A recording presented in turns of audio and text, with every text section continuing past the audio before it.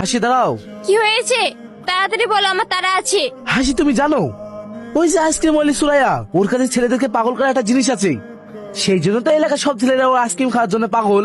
তাহলে আইসক্রিম বিক্রি করার নাম করে ভিতর ভিতর ছেলেদেরকে নষ্ট করার পরিকল্পনা করছে। হ্যাঁ শুনছেন? হ্যাঁ মা, আপনি এখানে একা একা বসে কেন? আমার খুব খিদে পেয়েছে মা, তোমার কাছে কিছু খাবার হবে? আমার কাছে তো খাবার নেই, আইসক্রিম আছে, খাবেন? হ্যাঁ মা, খাবো। এই নিন। আমার কাছে কিন্তু টাকা নেই। আরে টাকা লাগবে না, আপনি খান। জানো ভাবি, ওই পাড়ার সুরা আইসক্রিম বাড়ি নাকি ভাইরাল হয়ে গেছে। কেন গো, ও আবার কি করলো? ওই একজন বয়স্ক মহিলাকে আইসক্রিম খাওয়াচ্ছিল। আজকালকার যুগে কজন মানুষ বিনা স্বার্থে উপকার করে বলো ভাবি? যাই বলো না কেন, সুরাই ভাবির মনটা কিন্তু খুব ভালো। হ্যাঁ, তুমি ঠিকই বলেছো। ও বৌদি, দুটো আইসক্রিম দিও। হ্যাঁ ভাই, দিচ্ছি। বৌদি, তুমি তো ভাইরাল গো, সোশ্যাল মিডিয়া ছড়িয়ে পড়েছো আইসক্রিম বৌদি। তাই নাকি? কই দেখি। এই দেখো বৌদি।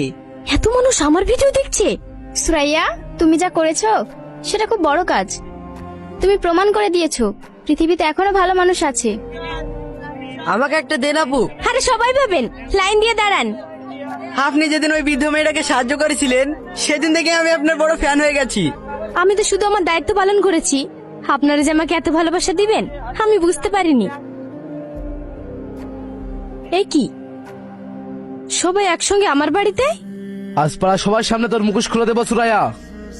আমি কি এমন করেছি তাই আমার মুখোশ খুলবে? সেটা তো এক্ষুনি প্রমাণ করে দেবো। এই বক্স খুলছো কেন? না খুললে সবাই দেখবে কিভাবে? আইসক্রিমের আড়ালে তুই কিসের ব্যবসা করিস? সুরাইয়া,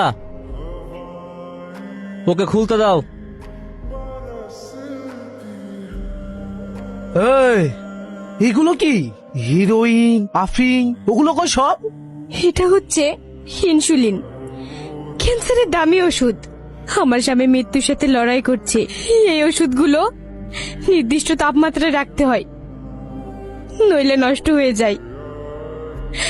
আমার তো বাড়িতে ফ্রিজ নেই, তাই আমার আইসক্রিমের ভ্যানটাকে আমি ফ্রিজ বানিয়েছি যাতে এই ওষুধগুলো বাঁচে। আমি কোনো খারাপ কাজ করি না, এই আইসক্রিমের ব্যবসাটা করি শুধু আমার স্বামীকে বাঁচিয়ে রাখার জন্য। আমরা গরিব মানুষ, চিকিৎসা করার জন্য এত টাকা কোথায় পাবো? দেখলি তো টনি, তুই যাকে স্মাগলার ভাবতিস, সে শুধু নিজের জীবন বাজি রেখে তার স্বামীকে বাঁচানোর চেষ্টা করছে। তুই নিজে খারাপ বলে সবাইকে খারাপ ভাবিস না। ভাবি, আমাকে মাফ করে